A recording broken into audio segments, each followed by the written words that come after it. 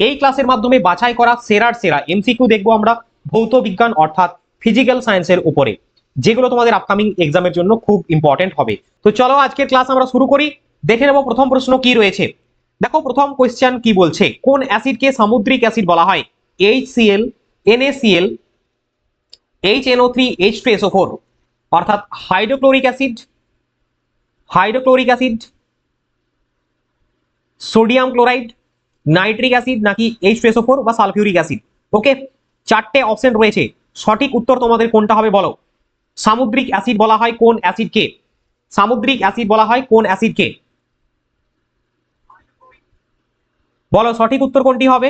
তোমাদের চারটে অপশনের মধ্যে সঠিক উত্তরটি হয়ে যাবে সামুদ্রিক অ্যাসিড বলা হয় HCl কে, অর্থাৎ হাইড্রোক্লোরিক অ্যাসিডকে সামুদ্রিক অ্যাসিড বলা হয়। Option A is the correct answer. Okay, option A হবে সঠিক উত্তর। NaCl বা sodium chloride, HNO3, nitric acid কোথায় ব্যবহার করা হয় বা এর ইউজটা কি, এটাও পরীক্ষাতে দিতে পারে। তো এটা হচ্ছে বিস্ফোরক তৈরিতে নাইট্রিক অ্যাসিড ইউজ করা হয়। আরো অন্যান্য ব্যবহার রয়েছে, যার মধ্যে তোমরা দেখতে পাবে হচ্ছে সার তৈরিতে, সার উৎপাদনে, ঠিক আছে, ফার্টিলাইজার প্রোডাকশনের ক্ষেত্রেও কিন্তু HNO3 ইউজ করা হয়। H2SO4 সালফিউরিক অ্যাসিড কোথায় ব্যবহার করা হয় বলতো? খুব ইম্পর্টেন্ট একটা প্রশ্ন আছে। কারের ব্যাটারিতে অর্থাৎ গাড়ির ব্যাটারিতে সালফিউরিক অ্যাসিড থাকে, এই প্রশ্নটাও তোমরা পরীক্ষাতে দেখতে পেতে পারো, H2SO4। ঠিক আছে, চলো এরপরে আমরা দেখে নিই। দেখো হাইড্রোক্লোরিক অ্যাসিডকে সামুদ্রিক অ্যাসিড বা মিউরিয়েটিক অ্যাসিড বলা হয়। এটি ধাতু পরিষ্কার করা, ইলেকট্রোপ্লেটিং, পিকলিং, পরিশোধন, চামড়া ট্যানিং ইত্যাদি কাজে ব্যবহৃত হয় এই হাইড্রোক্লোরিক অ্যাসিড। ওকে, চলো নেক্সট পরবর্তী প্রশ্নে যাই। কোশ্চেন নাম্বার 2, সাবানে কোন ফ্যাটি অ্যাসিডটি উপস্থিত থাকে? অলিক acid, palmitic acid, stearic acid, উপরের সবগুলো। সাবানে কোন ফ্যাটি অ্যাসিডটি উপস্থিত থাকে? বলো সঠিক উত্তর কোনটা হবে? তোমরা যদি অ্যান্সার জানো অবশ্যই কমেন্টের মাধ্যমে জানাবার চেষ্টা করবে। ওকে, সঠিক উত্তরটা হয়ে যাবে অপশন ডি, তাই না? অপশন ডি, এই সবগুলোই কোথায় পাওয়া যায়? সাবানে পাওয়া যায়। দেখো এখানে আমরা যদি দেখি সাবানে বিভিন্ন ধরনের ফ্যাটি অ্যাসিড উপস্থিত থাকে, যেরকম হচ্ছে স্টিয়ারিক অ্যাসিড, তার কেমিক্যাল ফর্মুলা রয়েছে, palmitic acid, lauric acid, oleate acid. Okay, সাবান তৈরিতে ইউজ করা হয়। সাবানের গঠন যদি আমরা দেখি, এটি ফ্যাটি অ্যাসিডের সোডিয়াম বা পটাশিয়াম লবণ, এই লবণগুলো তৈরি হয় যখন চর্বি বা তেলকে ক্ষারীয় পদার্থে যেরকম সোডিয়াম হাইড্রোক্সাইড বা পটাশিয়াম হাইড্রোক্সাইডের সাথে বিক্রিয়া করানো হয় তখন উৎপন্ন হয়। এবং এই যে বিক্রিয়া, এই প্রসেসটাকে কি বলা হচ্ছে বলতো? সফেনিফিকেশন। মোস্ট ইম্পর্টেন্ট, এই প্রক্রিয়াটাকে বলা হয় সফেনিফিকেশন। ঠিক আছে, এই প্রক্রিয়াটাকে বলা হচ্ছে সফেনিফিকেশন। ওকে, চলো নেক্সট পরবর্তী কোয়েশ্চেন নাম্বার 3, হিম মিশ্রণ এ বরফ এবং লবণের অনুপাত কত? 4:1, 2:1, 3:1, 3:2। কোয়েশ্চেন নাম্বার 3, 3 নম্বর প্রশ্নের সঠিক উত্তর কোনটা হবে? হিম মিশ্রণ 3 ভাগ বরফ এবং 1 ভাগ লবণ মেশালে হিম মিশ্রণ তৈরি হয়, এবং এই হিম মিশ্রণ তৈরি করতে নিয়ারলি -23 ডিগ্রি সেলসিয়াস টেম্পারেচারের প্রয়োজন হয়। ঠিক আছে, প্রায় টেম্পারেচার যেতে পারে। সো এখানে 3:1 হবে সঠিক উত্তর, অপশন সি 3:1। দেখো হিম মিশ্রণে বরফ এবং লবণের অনুপাত 3:1, অর্থাৎ 3 ভাগ বরফের সাথে 1 ভাগ লবণ মেশালে হিম মিশ্রণ তৈরি হয়। এই মিশ্রণ ব্যবহার করে প্রায় -23 ডিগ্রি সেলসিয়াস উষ্ণতা তৈরি করা যেতে পারে হিম মিশ্রণ তৈরি করে। ওকে, নেক্সট পরবর্তী প্রশ্নে যাব। কোশ্চেন নাম্বার 4, রিং টেস্ট কোন অ্যাসিডের শনাক্তকরণের জন্য করা হয়? Ring test hydrochloric acid, nitric acid, oxalic acid, phosphoric acid. Question number 4, 4 নম্বর প্রশ্ন, রিং টেস্ট করা হয় নাইট্রিক অ্যাসিড শনাক্তকরণের জন্য। অপশন বি হবে সঠিক উত্তর। রিং টেস্ট বা ব্রাউন রিং টেস্ট যাকে আমরা বলি, মূলত নাইট্রেট শনাক্তকরণের জন্য ব্যবহৃত হয়। এই পরীক্ষায় কি হয়, নাইট্রেট দ্রবণে আয়রন সালফেট যোগ করে তারপর ধীরে ধীরে ঘনীভূত সালফিউরিক অ্যাসিড যোগ করা হয়। দুটি স্তরের সংযোগ স্থলে একটি বাদামি বলয় তৈরি হয় যা নাইট্রেট আয়নের উপস্থিতি নির্দেশ করে। সো 4 নম্বর প্রশ্নের সঠিক উত্তর হবে অপশন বি। চলো পরবর্তী কোশ্চেন, সাধারণ বৃষ্টির জলের প্রকৃতি কিরকম? ক্ষারীয়, আম্লিক, প্রশমিত, কোনোটাই নয়। সাধারণ বৃষ্টির জলের প্রকৃতি কিরকম? সঠিক উত্তরটা হবে আম্লিক প্রকৃতির, option B is the correct answer. দেখো সাধারণ বৃষ্টির জল হালকা আম্লীয়, যার পিএইচ এর মান 5 থেকে 5.5 মধ্যে হয়। আর এটি মূলত বায়ুমণ্ডলে কার্বন ডাই অক্সাইড দ্রবীভূত হওয়ার কারণে ঘটে, যা বৃষ্টির জলকে সামান্য আম্লীয় করে তোলে। আর অ্যাসিড মিশ্রিত জল যেখানে তোমার যার পিএইচ এর মান 5 কম থাকে। নেক্সট কোশ্চেন, পরবর্তী প্রশ্নে যাওয়ার আগে ছোট একটা আপডেট তোমাদের দেবো। এই মুহূর্তে এএনএম এবং জিএনএম পরীক্ষার্থীদের জন্য ওয়েস্ট বেঙ্গলের বুকে সেরার সেরা প্র্যাকটিস সেট যদি বলতে হয় তাহলে বলবো আমাদের এক্সাম বাংলা পাবলিকেশনের তরফ থেকে যে বইটি নিয়ে আসা হয়েছে, একদম তোমাদের এএনএম জিএনএম সিলেবাস এবং এক্সাম প্যাটার্নকে ফলো করে এখানে প্রশ্নপত্র রাখা হয়েছে। এই বইটির মধ্যে তোমরা যে সমস্ত ম্যাথ এবং রিজনিং এর প্রশ্ন পাবে তার কমপ্লিট সমাধান পাবে, সঙ্গে পি ওয়াই কিউর সলিউশন এখানে রয়েছে, অর্থাৎ বিগত বছরের প্রশ্নের সমাধানও রয়েছে। ইতিমধ্যে রাজ্যের বহু ছেলে মেয়ে সংগ্রহ করে নিয়েছে, পারলে একবার দেখতেই পারো। কোন সময় অ্যারোসলের পরিমাণ বেশি হয়? গ্রীষ্মকালে, বর্ষাকালে, শীতকালে, শরৎকালে। প্রথমত দেখা অ্যারোসেল জিনিসটা কি। অ্যারোসেল হচ্ছে বাতাসে বায়ুমণ্ডলে ভেসে থাকা যে সমস্ত একদম স্মল ডাস্ট পার্টিকেল বলতে পারো বা কলয়েডাল পার্টিকেল যে সমস্ত রয়েছে, খুব ক্ষুদ্র ক্ষুদ্র কণা। এছাড়াও কিছু লিকুইডও হয়ে থাকে খুব ঠিক আছে, মিনিমাম পরিমাণে। ঠিক আছে, তো সেইগুলো হচ্ছে অ্যারোসেল হিসাবে পরিচিত। এবং এই অ্যারোসেলের পরিমাণটা শীতকালের দিকে এতটাই বেশি হয়ে যায় যেখানে ধোঁয়াশা সৃষ্টি হয়, ধোঁয়াযুক্ত কুয়াশা, ধোঁয়া এবং কুয়াশার সংমিশ্রণে হয় ধোঁয়াশা। ঠিক আছে, মানে অ্যারোসেলের উদাহরণ যদি বলতে হয় ধোঁয়াশা বলতে পারো, কুয়াশাও বলতে পারো। ওকে, এইগুলো তো শীতকালে সব থেকে বেশি পরিমাণে অ্যারোসেল দেখা যায় বা অ্যারোসেলের পরিমাণ বেশি থাকে। অপশন সি হবে সঠিক উত্তর। ওকে, চলো নেক্সট পরবর্তী প্রশ্ন। কুইক লাইম, কুইক লাইম এর রাসায়নিক সংকেত কোনটি? CaCO3, CaCl2, CaOH2, CaO। 7 নম্বর কোশ্চেন, কোশ্চেন নাম্বার 7, সঠিক উত্তর কোনটা হবে? কুইক লাইমের রাসায়নিক সংকেত কোনটি? কুইক লাইম বা পোড়া চুন যেটাকে বলা হয়, এটি ক্যালসিয়াম কার্বনেট থেকে প্রস্তুত করা হয়, ক্যালসিয়াম কার্বনেট থেকে কুইক লাইম। সঠিক উত্তরটা হবে অপশন ডি, CaO। দেখো এখানে যৌগের নাম হচ্ছে ক্যালসিয়াম অক্সাইড, কুইক লাইম বা পোড়া চুন নামে পরিচিত, ক্যালসিয়াম কার্বনেট থেকে প্রস্তুত করা হয়, CaCO3, CaO প্লাস CO2। ওকে, আচ্ছা এটা CaCO3। ওকে, সঠিক উত্তরটা হবে কুইক লাইম।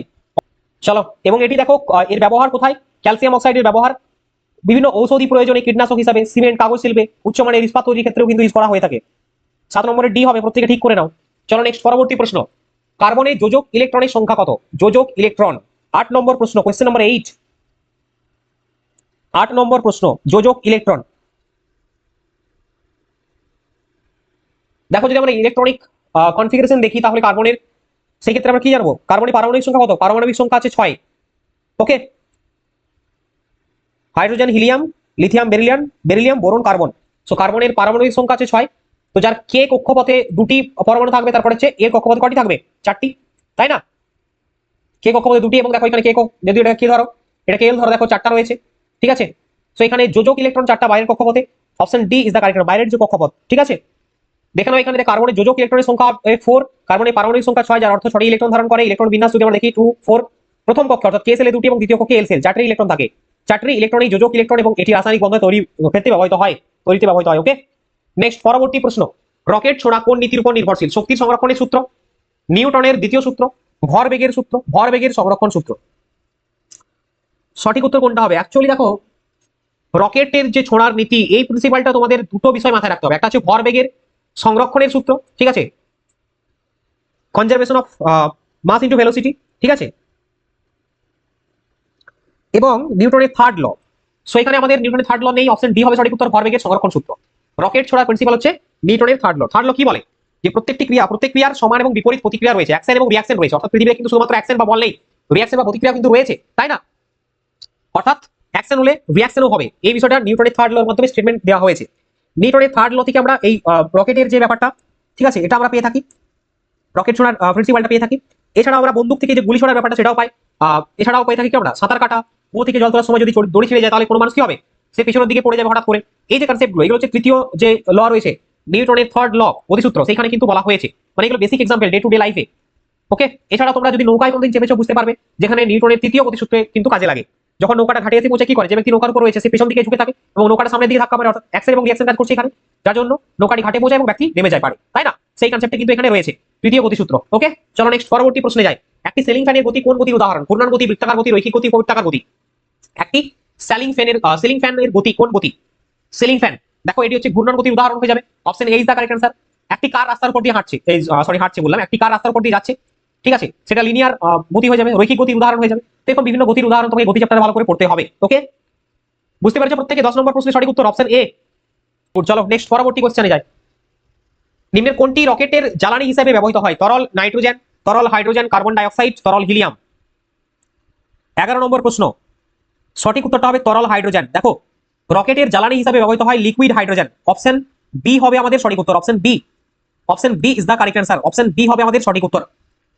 দেখো রকেটের জ্বালানি হিসেবে তরল হাইড্রোজেন এবং তরল অক্সিজেন এর মিশ্রণ ব্যবহৃত হয়। এছাড়াও রকেট গ্রেড কেরোসিন এবং মিথেনের মতো বিকল্প জ্বালানিও কিন্তু ব্যবহৃত হয় এখানে।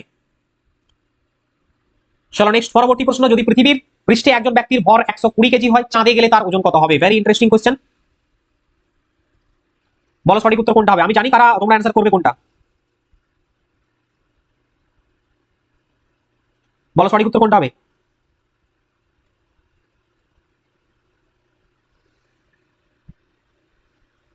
যদি পৃথিবীর পৃষ্ঠে একজন ব্যক্তির ভর 120 কেজি হয়, চাঁদে গেলে তার ওজন কত হবে? সঠিক উত্তর হবে 196 নিউটন। 196 নিউটন। কিভাবে? এটা তোমাদের বুঝতে হবে। পৃথিবীর পৃষ্ঠে একজন ব্যক্তির ভর 120 কেজি হয়, চাঁদে গেলে তার ওজন কত হবে? ঠিক আছে, ভর বলেছে 120 কেজি এবং ওজন কত হবে, তোমাকে ওজন কিন্তু বলেনি, বিষয়টাকে মাথায় রাখবে। ওকে, ওজনটা পরিবর্তিত হবে কিন্তু ভরটা কি পরিবর্তিত হয়? এখানে দেখো জিনিসটা ভালো করে। একটি বস্তুর ওজন হলো বস্তুর উপর কাজ করা বা মাধ্যাকর্ষণ বল, এটিকে ভর বলা হয়। অভিকর্ষীয় ত্বরণের গুণফল হিসাবে সংজ্ঞায়িত করা যেতে পারে। ঠিক আছে, একটি বস্তুর ওজন হলো বস্তুর উপর কাজ করা মাধ্যাকর্ষণ বল এবং ভর ও অভিকর্ষীয় ত্বরণের গুণফল হিসাবে সংজ্ঞায়িত করতে পারি। অর্থাৎ আমরা weight is equals to mass into যে আমাদের মাধ্যাকর্ষণ বল গ্র্যাভিটি রয়েছে, ঠিক আছে, অ্যাকচুয়াল, সেটা হিসাবে আমরা এক্সপ্লেন করতে পারি। যার এসআই একক হচ্ছে নিউটন। চাঁদের ভর যদি আমরা দেখি 1/100 গুণ এবং চাঁদের ব্যাসার্ধ পৃথিবীর 1/4, তাই না? যেহেতু চাঁদের অভিকর্ষের কারণে ত্বরণ পৃথিবীর তুলনায় 6 ভাগের 1 ভাগ, অভিকর্ষের কারণে ত্বরণ, সুতরাং চাঁদে যে কোনো বস্তুর ওজন কত হবে? 1/6 হবে ইনটু পৃথিবী পৃষ্ঠের উপর থাকা যে কোনো বস্তুর ওজন। ঠিক আছে, তো আমাকে যদি এখানে করতে হয় তাহলে কি হবে? ভর দেওয়া আছে 120 কেজি আর অভিকর্ষের ত্বরণের মান কত? 9.8 মিটার পার সেকেন্ড স্কয়ার। পৃথিবীতে বস্তুর ওজন 9 ইনটু 10, 120 কেজি দেওয়া আছে, অর্থাৎ 9.8 ইনটু 120 কেজি করতে হবে, সমান 1176 নিউটন আসবে। এবং সেটাকে যখন আমরা চাঁদে নিয়ে যাবো তখন সেটাকে 16 করতে হবে, অর্থাৎ এই 1176 এর 16 করলে আমার আসবে 196 নিউটন। এটা মনে রাখতে হবে। যদি তোমাকে ডিরেক্টলি এখানে বলে দিত কোশ্চেনে, তাহলে অপশন আমাদের ডি হবে সঠিক উত্তর। যদি আমাকে ডিরেক্টলি বলতো যে কোনো ব্যক্তির পৃথিবী পৃষ্ঠে ওজন 120 কেজি, পৃথিবী পৃষ্ঠে ভর নয়, ওজন 120 কেজি, তাহলে চাঁদে গেলে কত হবে, তখন তুমি সিম্পলি উত্তর করতে 20 কেজি। বাট যেহেতু আমাকে এখানে ভর দিয়েছে, তো সেই অনুযায়ী করতে গেলে আমাকে প্রথমে এই ক্যালকুলেশনটা করতে হবে। এটা ভালো করে দেখে নাও। ঠিক আছে, অপশন ডি হবে, অপশন ডি। চলো নেক্সট পরবর্তী প্রশ্ন। পরবর্তী প্রশ্নের সঠিক উত্তরে আমরা যাব। কি প্রশ্ন বলছে দেখো, পারদ ছাড়া তরল ধাতু কোনটি? পারদ ছাড়া তরল ধাতু কোনটি? Radium, gallium, polonium, germanium. দেখো পারদ ছাড়া তরল ধাতু কোনটি? পারদ ছাড়া তরল ধাতু হচ্ছে গ্যালিয়াম।